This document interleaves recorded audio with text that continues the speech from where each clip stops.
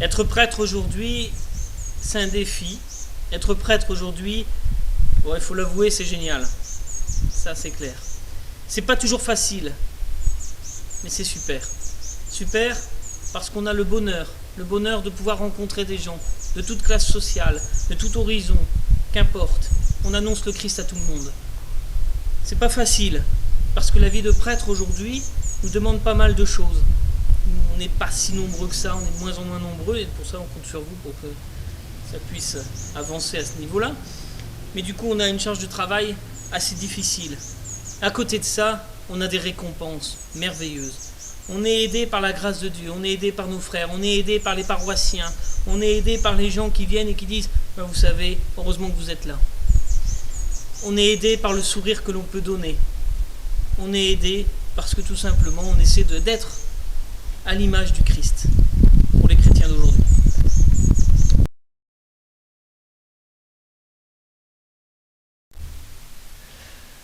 Ma joie d'être prêtre, c'est d'abord de vivre une intimité avec Jésus.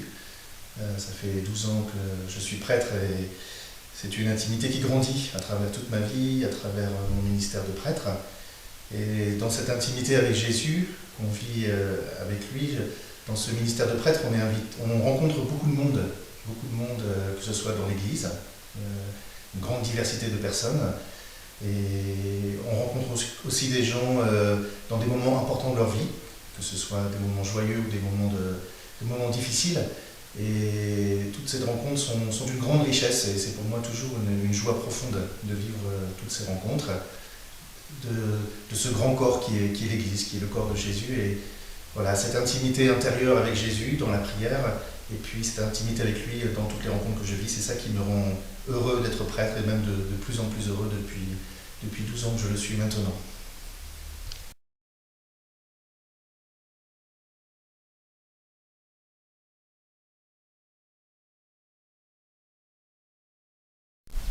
Oui, c'est possible, la preuve, je le suis devenue. Ce qui m'a aidée, parce que je crois que ça peut faire peur au début, moi ça a été mon cas, c'est que on ne s'engage pas pour toute la vie comme religieuse du jour au lendemain.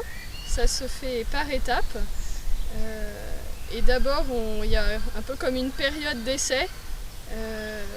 On vient faire connaissance avec la communauté.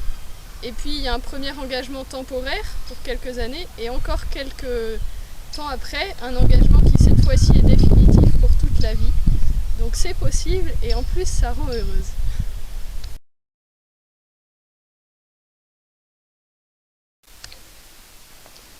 Depuis 2000 ans, le Christ appelle à lui des hommes et des femmes pour lui consacrer toute leur vie. Et je crois que depuis 2000 ans, ce n'est pas si simple de répondre à l'appel. Dans l'évangile, le jeune homme riche avait de grands biens. Il est parti tout triste.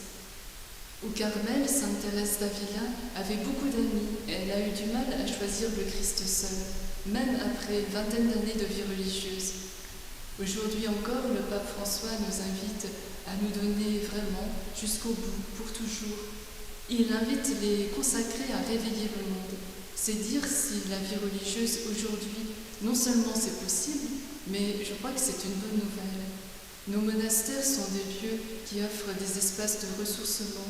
Quand tout bouge et quand les repères volent en éclats, ce sont des repères stables qui pointent vers l'unique nécessaire.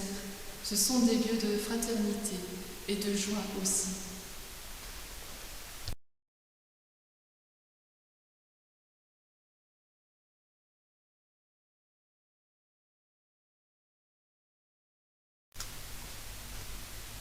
Bon alors jusque maintenant, je pense que c'est possible la vie consacrée parce qu'on est encore là et ça va plutôt bien, donc c'est possible. Je pense que quand le Seigneur appelle à une vocation particulière, c'est parce qu'elle est possible et lui c'est le premier à s'engager à faire que ce soit possible.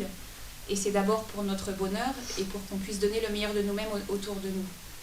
Et nous dans notre communauté, quand on fait nos engagements définitifs, quand on est appelé, notre manière de répondre, c'est de dire avec la grâce de Dieu et l'aide de mes frères et sœurs, je veux t'aimer jusqu'au bout toute ma vie. Enfin, mais on insiste bien avec la grâce de Dieu et l'aide de mes frères et sœurs. C'est-à-dire que ce n'est pas un acte volontariste, on se connaît bien, on sait qu'on a nos défauts, on sait qu'on a nos limites, on sait que le chemin ne va pas forcément être facile, on compte sur la grâce de Dieu et l'aide de nos frères et sœurs.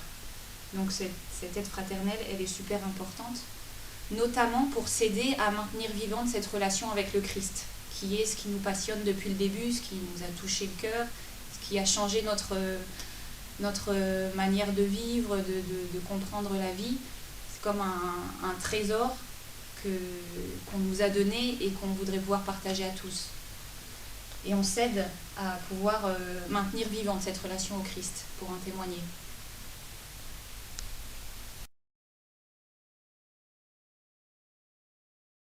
Bien sûr que c'est possible et je crois même que ça peut rendre heureux et que ça peut participer à changer le monde.